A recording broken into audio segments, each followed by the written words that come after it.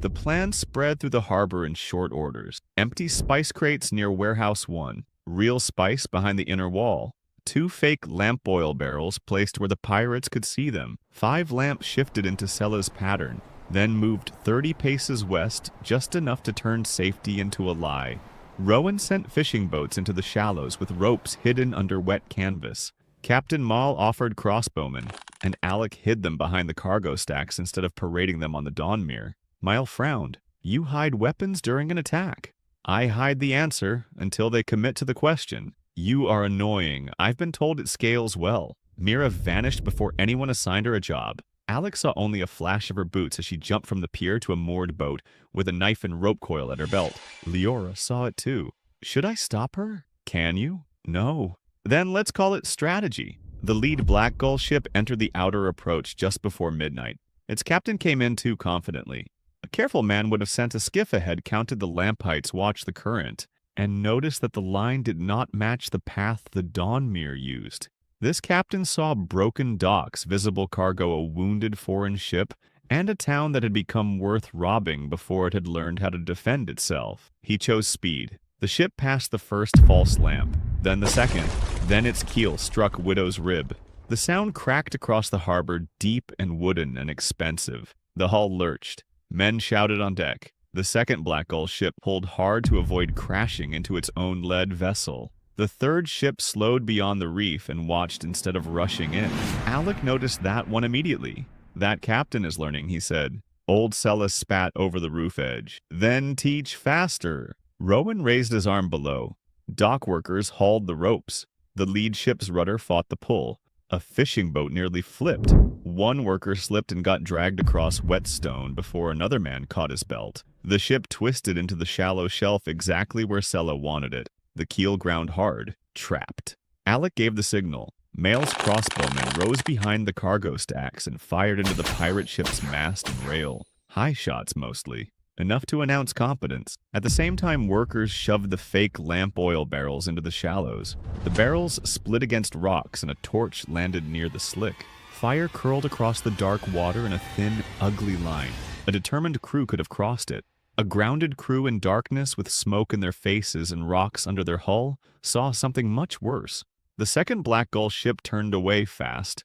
Old Sella opened the third shutter. The real South Teeth flashed under pale lamplight. The second ship barely escaped them and fled toward deeper water. The third ship remained outside the danger line waiting. Alec disliked that one more with every breath. The trapped ship tried lowering boats. Rowan's workers yanked the ropes tighter, dragging the boats off balance before they could launch properly. Mira appeared on the lower pier, cut a grappling line before it caught the warehouse roof, then disappeared under a pile of nets as if the night had swallowed her again. A Black Gull sailor threw another hook. Taven, the dockhand with the sick sister, smashed it loose with a pole and nearly fell into the tide. Leora saw him. Her face went pale, but her hand kept writing. Rope loss, worker injury, oil spent, cargo risk. The battle went into the ledger because Greyharbor's system did not stop existing when swords came out. The pirate captain climbed onto the rail, sword in hand. You think ropes and fishwives make a navy? Old Sella leaned over the customs roof. They made you look stupid. The dock workers laughed. The danger had not passed, but laughter gave fear somewhere to stand. Alec lifted his voice. Captain of the Black Gull vessel, your hull is grounded inside Greyharbor waters. Drop weapons and surrender under harbor salvage law. Captain Miles stared at him, then started laughing under his breath. The pirate captain looked offended by the sudden paperwork in his robbery. You little dock rat, when Draven hears, tell Captain Draven his first delivery has been received. Rowan's workers pulled the second rope. The ship shifted another yard sideways. The keel screamed against stone. Men on deck grabbed rails and rigging as the hull settled harder into the shelf. A ship is pride weapon shelter, livelihood and escape route in one wooden body. Hearing it chew rock does more to a pirate's courage than any noble threat. The third Black Gull ship finally moved. It raised a lantern twice, then turned west. The second ship followed. Rowan spat into the water. Smart coward. Alec watched the retreating sails. Messenger. Captain Miles' smile faded. Droven will know by morning. Good. We'll make sure the story sounds expensive. By dawn, Greyharbor owned a captured ship. The Black Gull vessel named Crow's Supper by men with terrible taste sat tilted on the shallow shelf with a damaged keel, a fouled rudder, and its crew under guard. Nobody had slept. Taven's palms were burned raw from rope. One worker had a wrapped shoulder. 2 fishers lost a boat when a wave smashed it against the pier. 3 lamps had shattered. The fake oil barrels were gone. The harbor smelled like salt smoke sweat and victory with repair costs attached. Alec did not let anyone celebrate before the damage was counted. Leora set up the ledger table and people lined up in the cold morning. Rope loss, broken lanterns, medical supplies, lost work hours, boat damage, guard shifts. Every cost entered the record before reward was discussed. Some men grumbled until they realized Alec was not cutting their pay. He was proving the win had value beyond shouting. Taven reached the table with bandaged hands. Alec looked at the burns. You knocked the grappling hook loose? Taven nodded. It would have caught the roof beam. Hazard pay. My hands are fine. They're ugly and lying. Hazard pay. Leora wrote it down. Doran, the old fisherman whose boat cracked during the rope pull, came next. His face looked like salted leather, and he held his cap, like a man already expecting disappointment. My boat's broken, he said. She was bad already. How bad? Bad enough I lie to myself every morning. Alec looked at Rowan. Rowan nodded. Useful boat. Bad ribs. Saved the second rope. Repair paid from captured vessel salvage. Doran stared. You mean that? No, I said it because I enjoy accounting theater. Doran gave a rough laugh that caught in his throat. By mid-morning, the Black Gull prisoners were brought before Warehouse 1. Some townspeople wanted to beat them. Alec stopped it. Greyharbor needed to become a port, not a revenge alley with water nearby. Prisoners could provide labor information and leverage. Bruised prisoners mostly provided cleanup. The pirate captain gave his name as Varric Halen. Mira whispered that Black Gulls changed names whenever creditors got creative. He had a split lip-soaked coat and the brittle confidence of a man trying to look temporary. You have no authority to hold us, Varric said. You attacked a protected harbor, Alec said. We saw distress cargo. Behind locked doors, could have been abandoned. You shouted threats after grounding. Storm confusion. Alec looked at Leora. Write that down. Storm confusion has developed a sword habit. A few workers laughed. Varric's jaw tightened. Alec stepped closer. You can go to a crown magistrate with witness statements from a foreign captain, harbor workers, and injured local. That process takes weeks and gives Draven plenty of time to decide whether you are more useful dead. Or you sign a confession of unauthorized armed entry, surrender the crow's supper under hazard salvage, and your crew works off part of the repair cost under guard before being released inland without weapons. Varric stared at him. You want pirates repairing your harbor? I want guilty men cheaper than timber. Rowan coughed into his sleeve. Varric glanced toward his ship. Draven will burn this place. Probably. If he does, I'll be standing in a harbor partly repaired by his first donation. For the first time, Varric looked at Alec properly. He had expected a noble boy trying to sound brave. He found a man turning an attack into assets. Leora slid the confession forward. Sign, she said. And if I don't? Then I add attempted cargo theft, reef damage, assault, obstruction of harbor operations, and refusal of lawful salvage settlement. The list is flexible. I had a long night. Varric signed. Mira leaned near Alec. She's scary, Alec whispered back, professionally. At high tide, Rowan's crews dragged the captured ship off the shelf. The keel was damaged but repairable. The rudder needed work. The weapons were crude but usable. The hull had enough speed for coastal duty and a shallow enough draft to patrol near the reef. Rowan walked around it twice. She's ugly. Can she move? After repairs, can she scare smugglers? Depends who's steering. Can she guide merchant ships? Rowan stopped walking. Greyharbor did not need a grand warship yet. It needed a pilot cutter with teeth, something that could meet merchant ships beyond the reef, guide them safely, inspect signals, and chase off small raiders before they reached cargo. Alec renamed the captured vessel the Harbor Crow. Old Sella objected because crows were nosy thieves with opinions.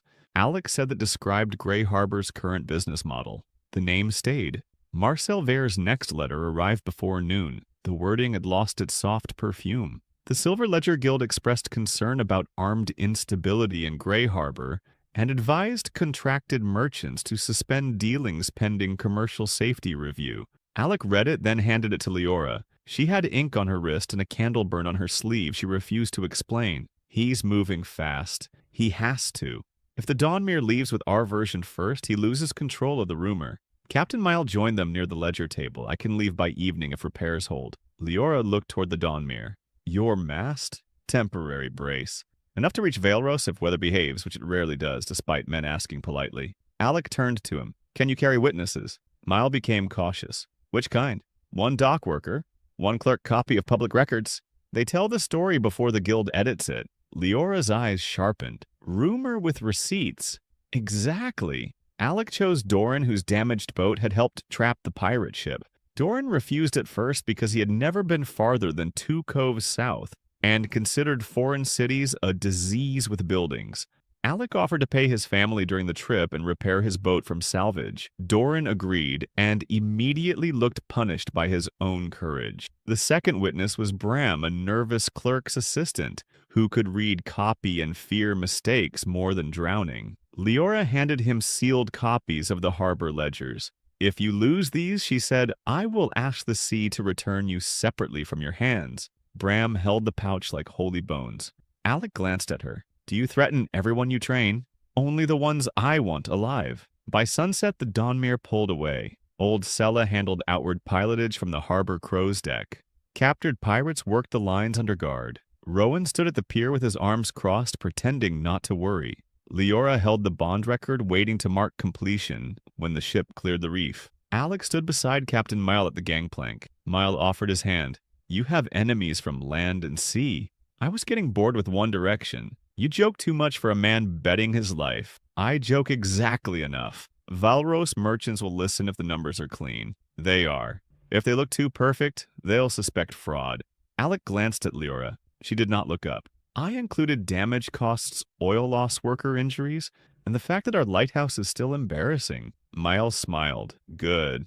Honest weakness sells better than perfect claims. Alec caught the sentence and kept it. The Dawnmere followed the harbor crow through the reef line. The whole port watched the lamps. The ship moved slowly around the outer bend where the south teeth waited under white water. Leora's pen hovered. The Dawnmere cleared the reef. Relief moved through Greyharbor unevenly. A worker cursed and sat down. Someone laughed too loudly. Doran's wife wiped her face with her apron and pretended rain had reached under the awning. Rowan exhaled like he had been personally holding the ship off the rocks. Leora wrote one line. Dawnmere departed safely under Greyharbor pilot. Then she underlined it once.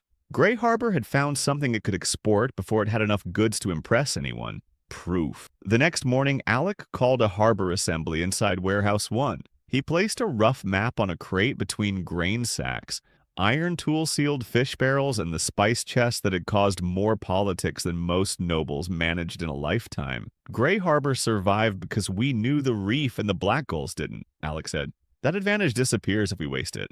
Rowan leaned over the map. Meaning? The reef is a gate. We charge for safe passage, but only if passage stays safe. Leora said, the lighthouse. Yes. Rowan laughed once. With what money? Alec pointed toward the captured ship. Salvage auction. We keep the harbor crow. We sell captured goods we don't need pirate weapons we can't maintain, and one spare anchor from the Black Gull hold. Proceeds split into lighthouse repair pilot wages and harbor bond reserve. Leora's pen moved. Separate ledgers. Separate ledgers. Public readings. Every market day. Acceptable. Mira sat on a barrel swinging her boots. What about people like me? Smugglers? Scouts? If your harbor gets honest, dishonest people need new hobbies. That sounds heartbreaking. It is. I'm grieving. Pay me. Alec looked at her. Greyharbor needs a marsh route map, hidden cove list, and names of anyone who sells Blackgull supplies inland. Mira's grin sharpened. That costs. So does rope. I still buy it. Leora made a note under intelligence expenses and wrote Mira's name with visible reluctance. The assembly created the pilot house, a cleaned-out room attached to the customs building, with old charts, lantern hooks, one locked cabinet, and old Sella's chair placed where nobody sensible would move it. Before the reef was the danger, people survived through memory. Now that memory became paid work, certified pilots would guide ships through the reef. Ships entering without pilot paid higher risk fees. Ships refusing inspection received no bond protection. Local fishers could train under Sella and earn pilot shares. Sella inspected the first trainees like a queen, reviewing soldiers she expected to disappoint her. You panic too loud, she told one boy. You're too confident, which kills faster. And you stand there. I've seen you steer drunk better than your uncle steers sober. The pilot house began with 6 trainees and one terrifying old woman. The harbor bond reserve came next. Leora shaped it with enough brutality to make Alec proud. She separated working coin from liability reserves, wages from repair funds, and actual money from expected income. Alec suggested using future storage fees to speed up lighthouse repairs. Leora looked at him over the ledger. Future fees are not coin. They are likely. Likely does not buy timber. It can secure credit. From whom? The people trying to strangle us? Alec leaned back. You are unpleasant for breakfast. You are bankrupt after optimism. He gave up. They settled on a safer plan. Wages bond reserve and essential repairs came first. Lighthouse reconstruction would use captured salvage merchant subscriptions and repair timber. Any merchant contributing to the lighthouse fund would receive reduced pilot fees for a fixed number of entries. Pell Orwin bought the opening subscription and looked surprised by his own hand after signing. My employer will approve if I explain it correctly. Alec handed him the receipt. Then explain it correctly. By evening, 2 fishing crews, Pell's grain factor, Captain Mull, through his remaining agent and 1 rope seller, had contributed to the lighthouse fund. Small money by noble standards. Large enough for Greyharbor to feel people buying a future instead of waiting for one. Marcel answered through timber. 3 days after the Black Gull fight, Hob Kren arrived at the customs house looking miserable. He twisted his cap into both hands. My lord, I can't deliver the lighthouse beams. Rowan's face darkened. We paid deposit. I know. I'll return it. Leora narrowed her eyes. Why? Hob looked at the floor. Silver Ledger holds my winter debt. They said if I sell structural timber to Greyharbor, my loan matures by month's end. I can't pay. They'll take my yard. Alec studied him. Hob was not lying. He was a small merchant with a family debt and the bad luck of being useful to the wrong side. Leora's voice lowered. Marcel is cutting materials. Alec nodded. Timber slows the lighthouse. Weak light limits pilotage. Limited pilotage reduces ships. Fewer ships stall the bond reserve. Hob looked sick. I'm sorry. Alec believed him, which made the problem more irritating. Who else has timber? Fairmarch yards. Guild tide. Inland estates? Expensive. Slow. Mira appeared near the door as if trouble had whistled for her. There's another answer, depending how emotional we are about shipwreck law. Leora closed her eyes. I dislike that sentence. Mira hopped onto a crate. Abandoned watch platform north of Gullbone Rock. Old crown timber, half fallen. Black gulls used it sometimes before the storm took the stairs. Nobody maintains it. Rowan grunted. Gullbone platform, salt-cured wood. Dangerous to strip. Dangerous doesn't mean useless. Alec did not rush the decision. He sent Mira to scout Rowan to inspect and Leora to dig through old harbor records. By evening, the ugly answer had legal shape. The platform had been abandoned for 14 years. Its beacon right had been transferred to Greyharbor's lighthouse after the old coastal watch network collapsed. The structure had become a navigation hazard.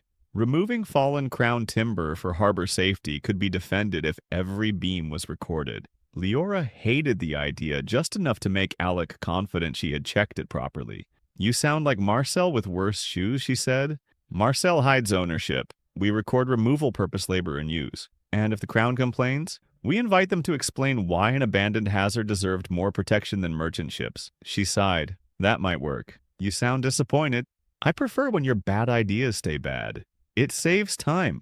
The Gullbone salvage nearly failed. Rowan led the crew. Mira guided them through the marsh channel. Old Sella chose the tide window and threatened to haunt anyone who ignored it before she was dead. One beam shifted during cutting and pinned a worker's leg until Rowan and 3 others levered it free.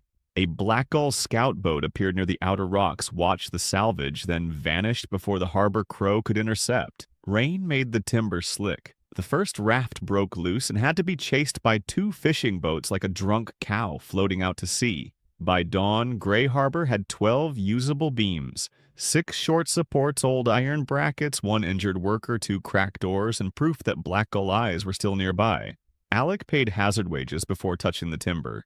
The payment traveled through town faster than the official explanation. Workers had started calling him Lord Ledger behind his back. Mira delivered this news with the pride of someone bringing him a dead bird. Alec frowned. That sounds like a villain who taxes soup. It suits you. It does not. Leora passed by with papers. It does. He ignored both of them and approved lighthouse repairs. The lighthouse was worse inside than outside. The stairs had rotted in 2 places. The old mirror frame was cracked. The lamp chamber smelled like gulls, rust, and municipal failure. The foundation still held. When Alec climbed it, with Leora, Rowan, and Sella, the wind hit hard enough to shove words from his mouth. From the top, Greyharbor changed shape. At street level, it was mud-cracked walls, tired faces, and debt. From above, it was position. The reef curved like a natural wall. The deep channel cut clean through the danger. The inland road reached east like a vein. The marsh paths hid small craft from larger ships. The outer current bent close enough for foreign vessels to save time if they dared the approach. Alec saw what House Ashford had missed. They were rich in the way that makes men blind to small margins. Greyharbor looked like work, and nobles hated work unless it happened far away and sent them rent. Leora leaned against the stone, catching her breath. "You're smiling. I'm looking at a toll gate." That is a horrible thing to say from a lighthouse. It's an honest thing. Safe entry, storage repair, outgoing cargo, return cargo, bond protection pilotage, intelligence convoy schedules. Every piece supports the next. And if one piece breaks, then we know which piece to fix. Sella inspected the old lamp mount. Rich men build bad systems and call the rest of us difficult. Alec looked at her. How long to relight it? With proper glass? Weeks. With patched mirror plates, miles lamp oil, and enough cursing? 3 nights for a poor light. Build the poor light. Leora wrote it down. Temporary lighthouse service. Limited range. Weather dependent. You enjoy making everything sound less impressive. I enjoy keeping people alive. The poor light burned on the 4th night. It was ugly. The beam wobbled. The patched mirror threw uneven gold across the water. The lamp smoked when the wind shifted. Old Sella called it half a lighthouse and half a drunk saint. But from the outer reef, it gave ships a point to trust. Alec made the relighting public. Workers stood below the tower. Fishers watched from boats. Leora read the repair cost timber sources remaining reserve and limits of the light's range. Then Sella climbed the tower and lit the lamp herself because she said men made too much ceremony out of fire. When the beam struck the water, the older people simply watched. Rowan stood beside Alec with his cloudy eye reflecting the lamp. My son used to run oil up those stairs, he said. Alec did not answer too fast. I didn't know. Drowned the year the guild took over outer storage. Ship tried to enter without proper light. Brenniking had sold the oil reserve. Rowan said it like weather, which made it worse. Bad records had not just stolen coin from Greyharbor. They had taken names, sons, and years nobody could return. I'll put his name in the repair record, Alec said. Rowan's jaw worked once. Don't make it pretty. I won't. Good. He wasn't pretty. He was stubborn and bad at cards. Alec nodded. Then the record will be accurate. Rowan walked away before the moment became too heavy to stand in. By the next market day, the lighthouse fund had doubled. The light worked, but Rowan's son's name had done something deeper. Greyharbor understood Alec was not selling them a polished dream. He was building on top of what the town had already paid. The Silver Ledger Guild changed tactics again. Marcel sent buyers. 3 guild-linked factors arrived separately and offered high prices for salted fish rope, spare timber lamp oil, and repaired iron tools. At first, the townspeople thought it was good news. Fishers who had been squeezed for years suddenly had buyers at their doors offering more than Alec's warehouse rate. Leora caught the trap before noon. They're draining input, she said, storming into the customs house with 3 purchase slips in hand. Alec looked up from the pilot schedule. How bad? Bad enough. They bought 2 barrels of lamp oil from a Dawnmere crewman, offered Hobkren's cousin double rate for rope, and are trying to buy unsealed fish before it reaches warehouse storage. Rowan growled from the wall. Starve the system, Alec nodded. If fish doesn't reach the warehouse, carts leave half empty. If lamp oil runs short, pilotage looks unsafe. If rope costs rise, repairs slow. Marcel gets to call us unstable and offer management again. It was a good move. Alec appreciated it in the bitter way a man appreciates rain finding the one hole in his roof. He could not forbid sales. Fishers had every right to take better prices. Rope sellers were not traders for wanting profit. If Greyharbor's system needed force to survive, it deserved to fail. So Alec changed the deal. That evening, he posted the harbor share contract. Fishers who sold through the warehouse received a guaranteed base price at delivery plus a share of inland resale profit. After salt transport storage and reserve fees, rope makers and oil sellers who supplied essential harbor operations could take immediate coin or accept a smaller price with quarterly shares tied to pilot and storage income. Terms were public. Fraud meant removal from the pool. Leora read the contract and tapped one clause. This is complicated. Profit often is. Poor people do not like waiting for money. Hungry people don't. Stable people might. They are not stable yet. Then the base price matters. She read again. You're paying less than the guild today, but potentially more after resale. Yes. If resale fails, they lose the upside. Yes. If it succeeds, they become invested in Greyharbor's route instead of one-time sales. Yes. She sat back. You're turning suppliers into partners?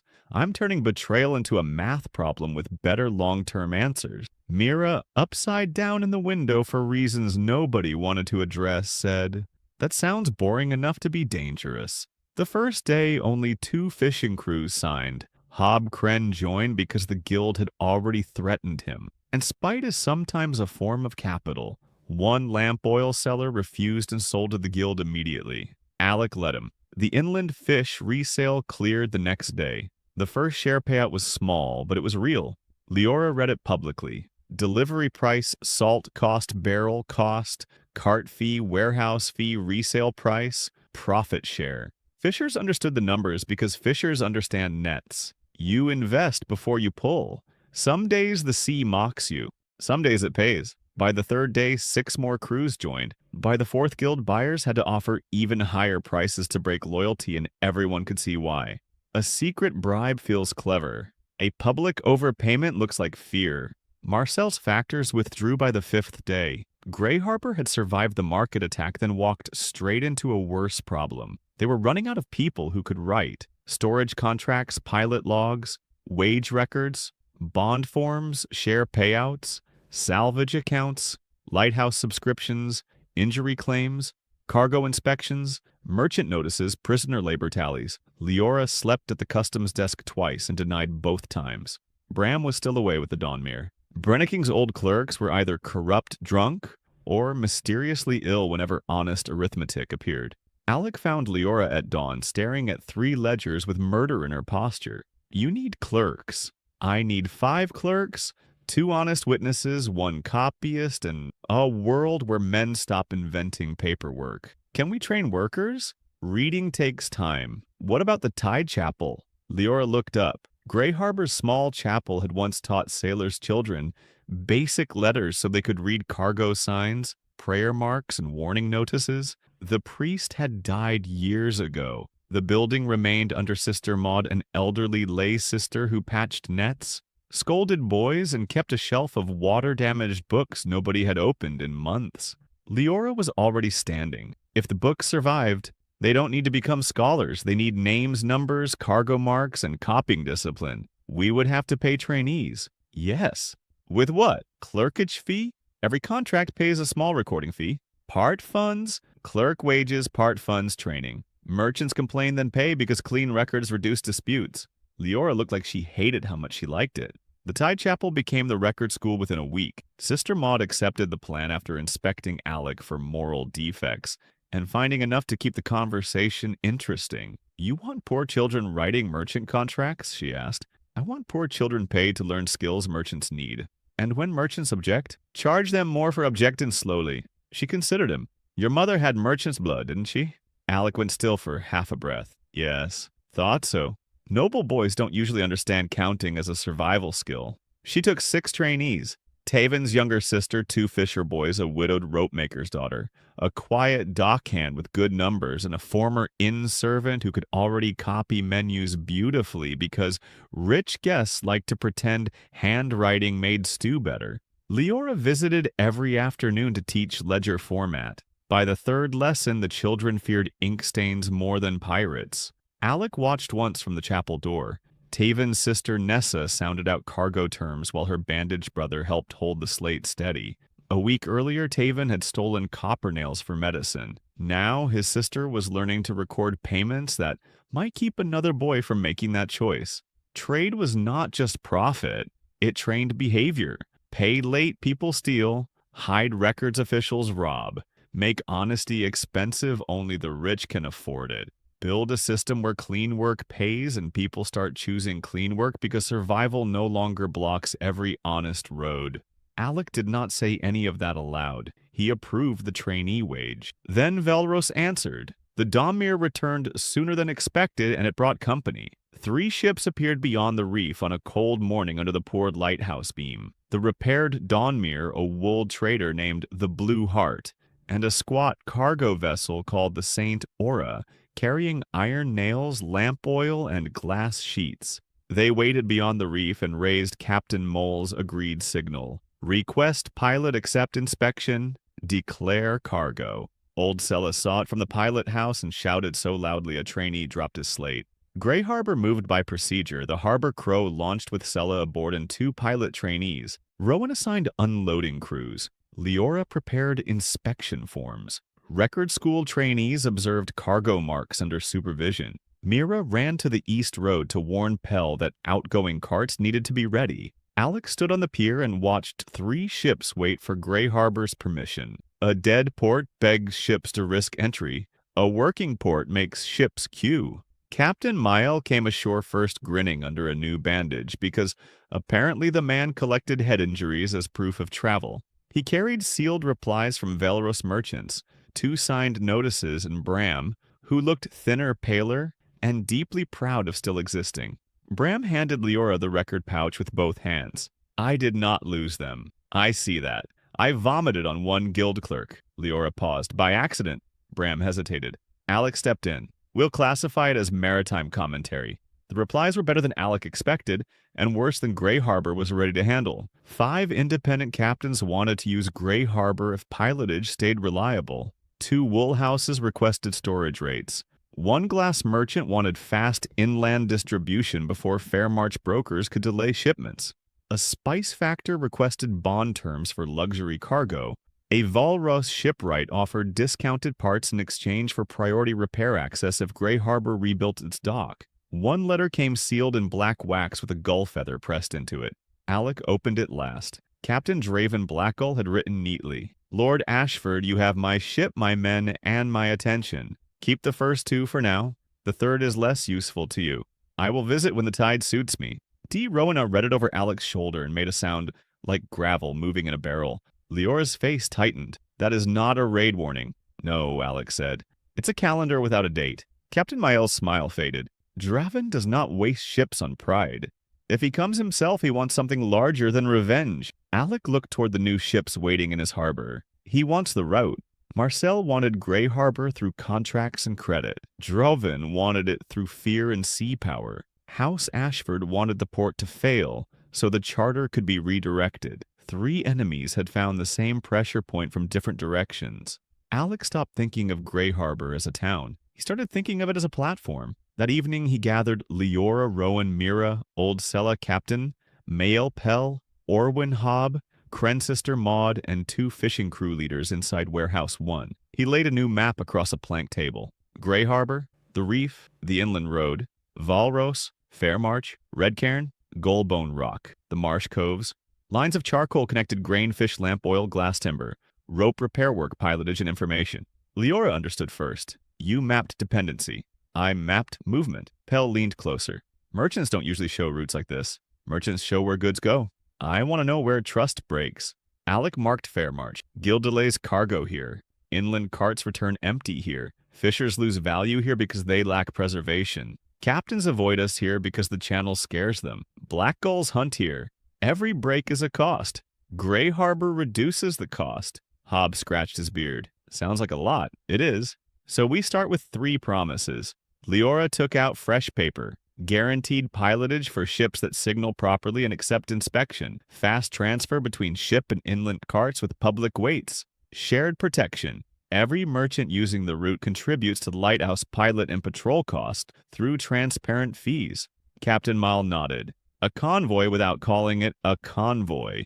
A trade route before we have a fleet. Rowan looked at the map. And when Draven attacks, he attacks cargo owned by multiple merchants, wages owed to workers, fees owed to pilots, and routes used by inland traders. He stops fighting Alec Ashford and starts fighting everyone invested in Greyharbor staying open. Sister Maud smiled faintly. You are making self-interest do community work. Alec pointed at her. Nicest insult I've received all week. Mira leaned over the map. Where do scouts fit? Every ship pays a small sea-watch fee. Scouts report black gull movement weather damage, hidden coves, and suspicious buyers. Useful reports get paid. False reports get nothing. He repeated false reports get Rowan. Rowan said, I'm becoming a financial instrument. Diversification is healthy. For once, the room laughed together. They named it the Greyharbor route because Captain Mall said plain names traveled better. Merchants liked clarity. Sailors liked names they could shout in bad weather. Nobles preferred dramatic nonsense because they rarely had to say it while drowning. The opening contracts were modest. Fees, schedules, inspection terms, risk rules, dispute handling, and cargo loss procedures. Nobody promised loyalty forever. Nobody swore grand oaths.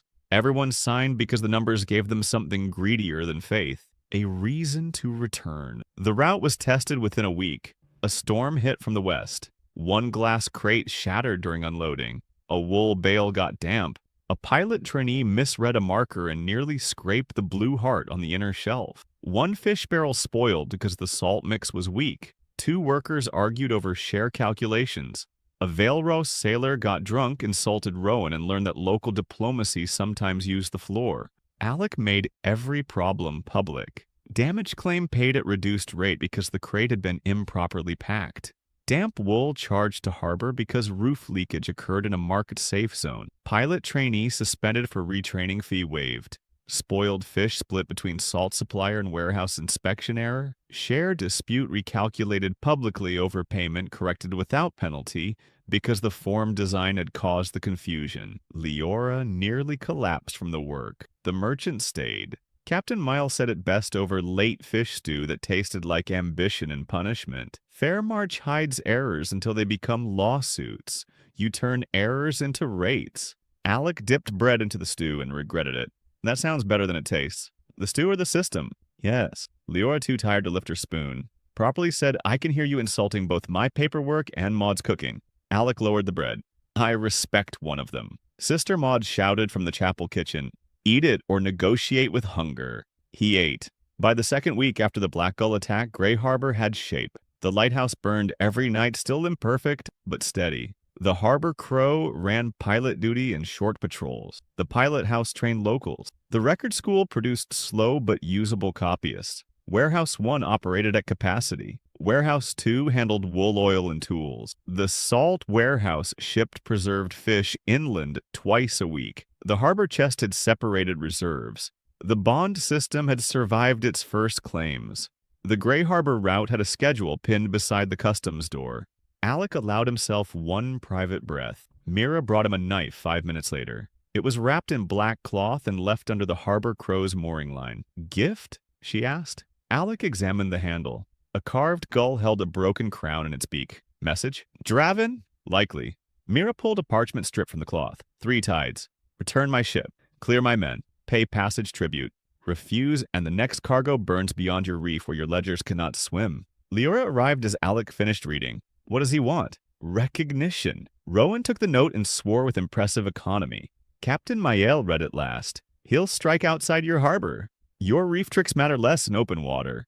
Alec looked at the route map through the customs window. 3 merchant ships, inland carts, fish barrels, lamp oil, glass, wool, workers, pilots, clerks, a chain finally moving. Draven did not need to conquer Greyharbor. He only needed merchants to believe the route died once ships left the light. Leora's voice was quiet. Can we protect the next outbound convoy? Rowan answered bluntly. With 1 captured cutter and fishing boats? Against Draven? A straight fight gets people killed. Alec did not argue. He took charcoal and marked the map beyond the reef. Gullbone Rock, deep current, marsh channel, old smuggler coves, storm shelf, wind patterns, places large ships had to pass, places small boats could hide, places signal fires could be seen, places a pirate expected fear and might find accounting instead. Mira watched him draw. What are you making? Alec marked 3 smaller routes instead of 1. A convoy that looks too poor to chase until the real cargo is already gone. Captain Miles stepped closer. Alec continued. We split outgoing cargo, decoy barrels on the main route. High-value cargo delayed under a false repair claim. Fish and grain leave by shallow boats through marsh water, then transfer to inland carts north of the ridge. Merchant ships depart lighter and faster with visible low-value goods. The harbor crow escorts only until the reef edge, then turns back where Draven expects weakness. Mira's scouts light false camp signals at Gullbone. Rowan stared at the map. That's making the prize slippery. Yes. Leora frowned. Merchants will hate delayed cargo. They hate burned cargo more. Captain Mael looked at the sea marks. If Draven takes the decoy, he steals scrap fish, cracked crates, and barrels of seawater labeled lamp oil. Mira grinned. I love crime when it has invoices. It is not crime, Leora said automatically, then looked at the map. It is defensive mislabeling. Alec pointed at her. Write that down nowhere. Alec gathered the captains and factors inside Warehouse 1 and told them the truth. Draven had threatened the route. Greyharbor could not defeat him directly yet. The convoy would survive by reducing visible value splitting cargo, using shallow transfers, and wasting blackgull time. Anyone who refused could delay departure or take their chances. Bond protection applied only to cargo following the defensive plan. The glass merchant hated it. The wool captain accepted quickly. Pel Orwin asked about cart timing. Hob Kren asked if rope costs were covered. Captain Mile listened with his arms folded, then said, I'll command the visible convoy. Leora looked up. That puts you in the obvious danger. Yes. Why? Mile glanced at Alec. Pirates enjoy chasing pride. I have enough to be believable. That was the kind of ally Alec could use. Annoying, vain, competent, and practical enough to spend all three qualities correctly. The convoy left under pale dawn. It looked unimpressive on purpose. 2 merchant ships carrying visible low-value cargo. The harbor crow guiding them past the reef. 3 fishing boats moving separately as if on ordinary work. Inland carts departing late, apparently empty. Mira nowhere in sight, which meant she was already working. Leora stood with the cargo ledger and hated every blank space where high-value goods had been intentionally delayed. Alec waited at the signal post above the harbor with Rowan and Old Sella. Waiting is the ugliest part of strategy because it gives imagination too much room. A fight gives you tasks. Waiting gives you pictures of every person you sent out failing to return. By midday, a false signal lit near Gullbone Rock. Blackgull scouts had seen the bait. By afternoon, smoke rose in a thin line from the outer water. Leora climbed the hill, breathing hard. Is that them? Alec held the spyglass. Dralvin took it. Through the glass black sails moved toward the decoy boats near Gullbone. Captain Maul's ship held course long enough to look frightened, then cut east with the wind. The Blackgull pursuit split. 1 ship followed Maul. Another turned toward the false cargo signal. The third remained back watching. Alec's jaw tightened. Draven's on the third, Rowan said. You can tell? Cowards chase. Commanders watch. The decoy cargo burned at sunset. Greyharbor saw flames stain the horizon. Some workers cursed. 1 woman began crying because her husband was on a fishing boat in that direction. Alec did not tell her to calm down. Fear was correct. He waited for the second signal. It came after dark. 3 short flashes from the marsh ridge. Cargo transferred. Crews alive. The crying woman sat down hard and covered her face. Alec lowered the spyglass. The route had survived. Up close, the victory looked ugly. Captain Miles' ship took sail damage. 1 decoy boat was lost. 2 scouts returned near midnight, soaked furious, and carrying a black gull signal flag Mira claimed looked expensive emotionally.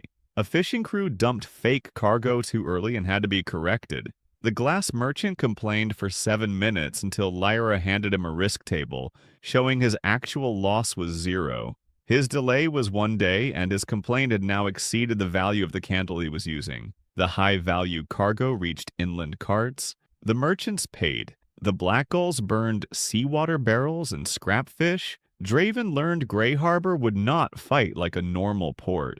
Alec slept for 2 hours in a chair and woke to Leora placing a ledger beside his elbow. What did we lose? He asked without opening both eyes. Decoy boat, 2 false cargo stacks, 6 barrels, 1 sail section from Miles Scout Hazard, pay emergency cart fees, and my patience. Can we replace all but the last?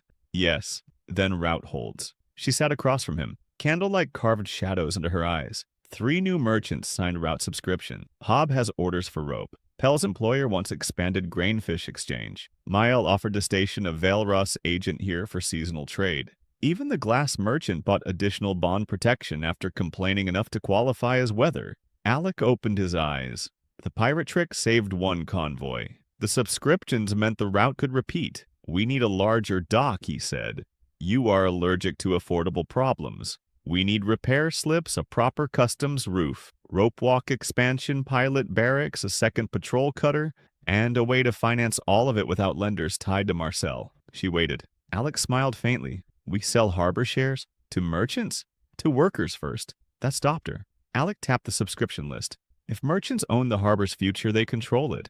If nobles fund it, they claim it. If workers and local suppliers buy small shares backed by specific revenue streams, Greyharbor's people become harder to buy out. You want dock workers owning pieces of port revenue, small pieces, payout tied to warehouse profit, pilot fees, and repair yard income. Transfer restricted to local residents unless approved publicly. Marcel will hate this. Most worthwhile paperwork offends someone. And if workers sell under pressure? The harbor chest gets buyback right. You thought of that? I was awake for 2 hours. You were asleep. My better ideas are rude. For once, she laughed. Small, tired, gone quickly. Alex still heard it. The harbor share ledger opened the next morning. Each share was tied to specific income streams and clear risks. If warehouse revenue fell, payouts fell. Repair reserves came first after storm damage. Shares could not replace wages. Nobody could buy with debt owed to the guild. One person could not own enough to control decisions. Doran's wife bought the first share with 3 silver marks saved in a cloth pouch. She placed them on Leora's table and looked embarrassed by her own courage. My husband says the harbor paid for the boat repair. If the port grows, I want our name in it. Leora recorded her share without turning the moment soft. Taven bought half a share using hazard pay he had not spent on medicine because the harbor note had covered his sister's treatment. Hob Kren bought 2. Rowan Brake bought 1 and told Alec if the payout was late, he would haunt him while alive. By noon, the opening share issue sold out. Marcel Vere arrived that evening. This time he did not come polished. His carriage was clean, but his face had lost some of its patient amusement. He stepped into the customs house without waiting for ceremony and placed a royal stamped notice on the table. Leora read the seal and went still. Alec picked it up. The notice came from the Western Crown Trade Office, triggered by Silver Ledger petition. Greyharbor's bond share salvage and convoy practices required formal review for unauthorized commercial instruments, unsafe maritime activity, and disruption of Crown-recognized trade stability. Review meant delay. Delay froze bonds. Frozen bonds cracked trust. Marcel removed his gloves slowly. You have been busy, Lord Ashford. Alec set the notice down. And you brought paperwork to congratulate me. I brought restraint. A rare courtesy considering the recklessness you have inflicted on this coast. Leora's voice was cold. Paid workers, safer pilotage public ledgers, and lower spoilage are reckless now? Marcel looked at her like a knife left on a dinner table. Unregulated competence is often more dangerous than a failure. Clerk Vine. Alex smiled. That may be the first honest thing you've said. Marcel turned to him. The Crown Review Party arrives in 7 days. Until then, the Guild recommends suspension of all new bond shares and route subscriptions. Continue and every contract signed during review may be invalidated. 7 days gave Alec barely enough room to breathe, let alone fight a Crown Review.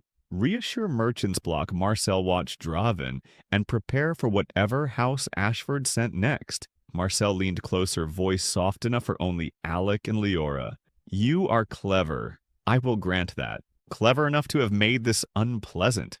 But ports are not built by cleverness. They are permitted by power.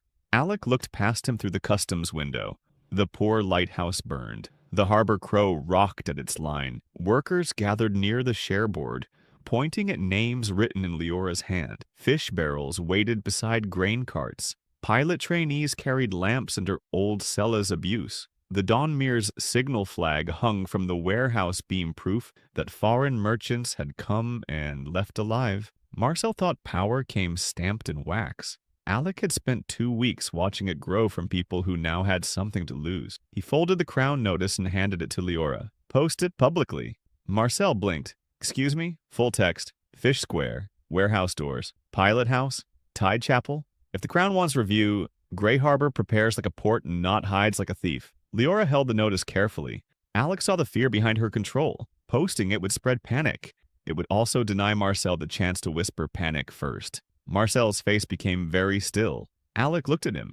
7 days. For what? For the Crown to decide whether Greyharbor is illegal. He stepped closer. And for me to make shutting us down more expensive than recognizing us. Marcel studied him, then smiled without warmth. At last he said, "You understand the game." Alec shook his head. "I understand the invoice."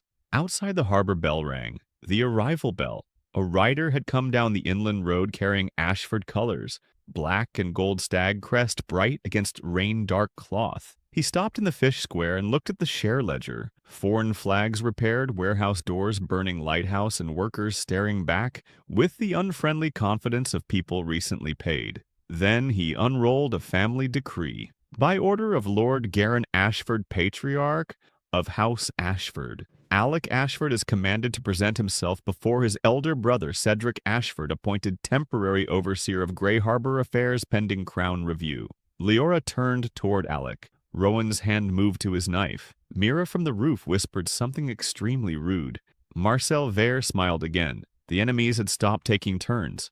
Cedric was coming to take control before the Crown review. The guild had opened the legal trap.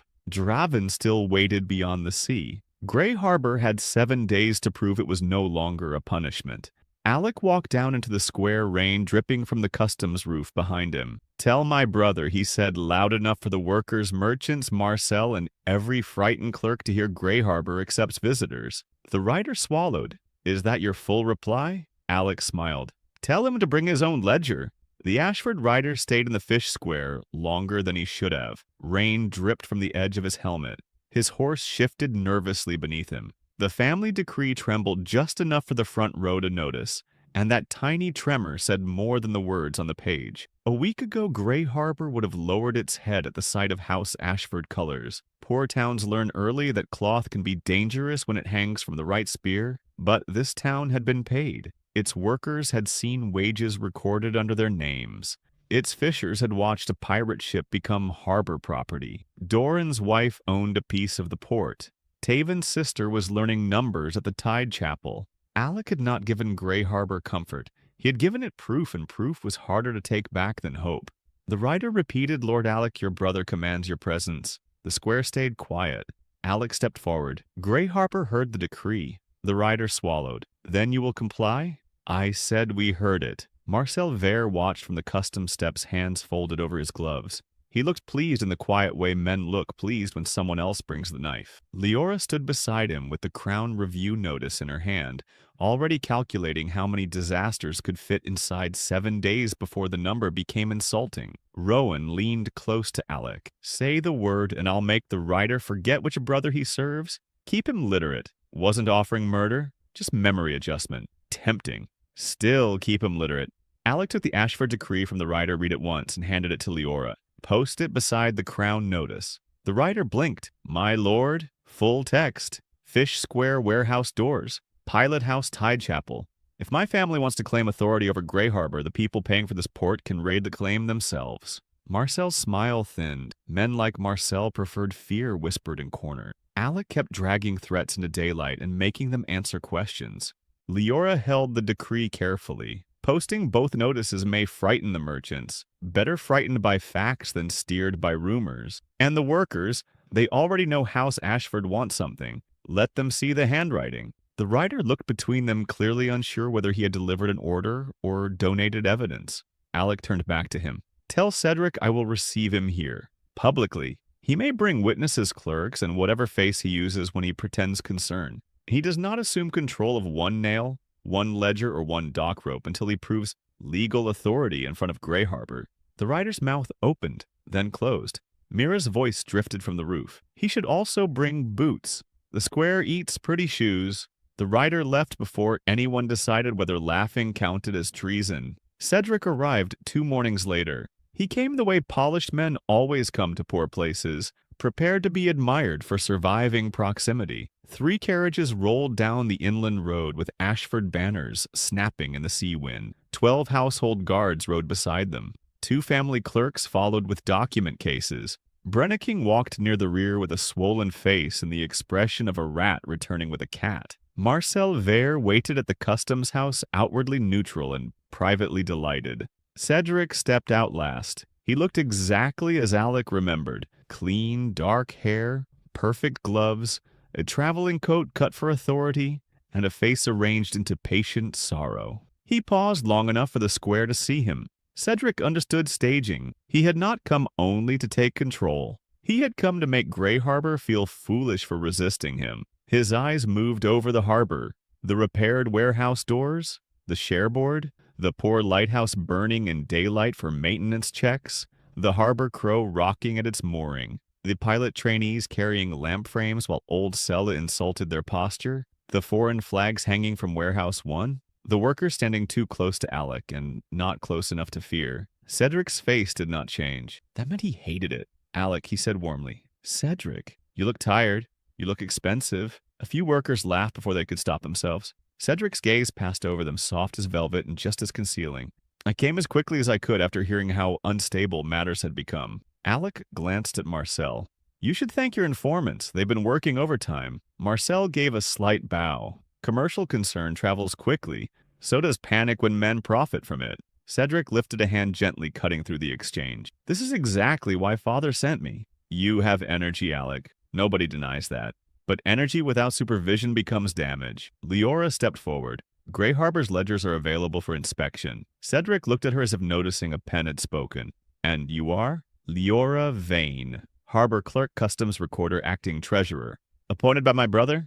Legally appointed by the Port Lord. How efficient. Alec saw the angle immediately. Cedric would not attack the ledgers first. He would attack the people holding them. Cedric turned to the square. Citizens of Greyharbor, I understand many of you have been frightened by recent events. Pirates at your harbor mouth, foreign cargo stored without recognized guild insurance, experimental bonds, local shares, salvage disputes. A crown review now approaches because my brother in his enthusiasm has moved faster than the law allows. The workers shifted. Cedric knew how to speak to fear. He did not insult the town. He sounded concerned, almost kind. That made him more dangerous than Brenniking by a mile. He continued, Greyharbor does not wish to punish Greyharbor. We wish to stabilize it. Pending review, I am prepared to guarantee overdue wages, settle emergency claims, and place port operations under temporary family oversight. Leora's pen stopped. Rowan muttered, There's the hook. Alec said nothing yet. Cedric's clerk opened a document case and produced a stack of papers. Any worker holding these so-called harbor shares may exchange them today for guaranteed coin at fair purchase value. Nobody will be forced, of course. But I urge you to consider whether your family should depend on a financial experiment created by a young lord under crown investigation. Clean, polite, poisonous. He was not seizing the shares. He was trying to buy fear. Doran's wife stood near the front with her shawl pulled tight. Her name was Mara Doran, though most of town has simply called her Doran's woman for years, the way poor wives disappear into their husband's labor. Alec had seen Leora record her full name on the share ledger. Mara had stared at the ink for a long time afterward. Cedric's clerk approached her first. Madam, he said, holding out a small purse. House Ashford offers immediate coin for your harbor share. More than you paid. Mara looked at the purse. A month ago she would have taken it. Alec knew that. Any honest person... How much more, she asked. Cedric's clerk brightened. A generous premium. How much? The clerk hesitated, then named the amount. Mara nodded slowly. And after I sell who owns my share? House Ashford pending administrative restructuring. So the harbor pays me once, then pays you forever? The clerk's smile weakened. Mara looked at Cedric. My husband's boat was repaired from salvage because the harbor counted the cost. My nephew works unloading because wages are written down. My name is on that board. I've been poor long enough to know when someone wants to buy the ladder after I put one foot on it. The square went still. Cedric's face remained gracious. His eyes changed. Mara pushed the purse back. I'll keep the share. The clerk moved to Taven. Taven lifted his bandaged hands. Mine's half a share. House Ashford will still purchase it. My sister can write my name now. He looked embarrassed, saying it, then said it anyway. I want her to see it there. The clerk tried Hob Kren. Hob rubbed his beard. If I sell who buys my rope next month. The clerk had no answer ready. Rowan stepped up before the clerk reached him. Don't waste ink. I bought mine so I can complain officially. A low laugh moved through the crowd. Cedric's pleasant mask tightened by one thread. Alec finally spoke. How many did you buy? Cedric turned back to him. Excuse me, how many shares did you successfully purchase? His clerk looked down. Leora looked at the paper in his hand. None. Mira from a rooftop beam called, That's a tragic shopping trip.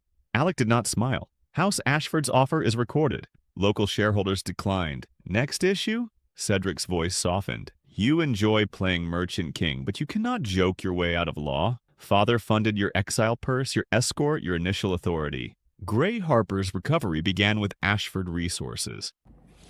Thanks for watching, guys. Part 2 is finally here. I know so many of you have been waiting for this. This is a really interesting story of a man who lost everything, his family, his name, his future, and built an empire from nothing but salt and broken stone. If you enjoyed this video, hit the like button, subscribe, and if you really want to support the channel, a small donation would mean the world to me. It really helps me make more of the stories you really like. So thank you guys, and see you in the next one.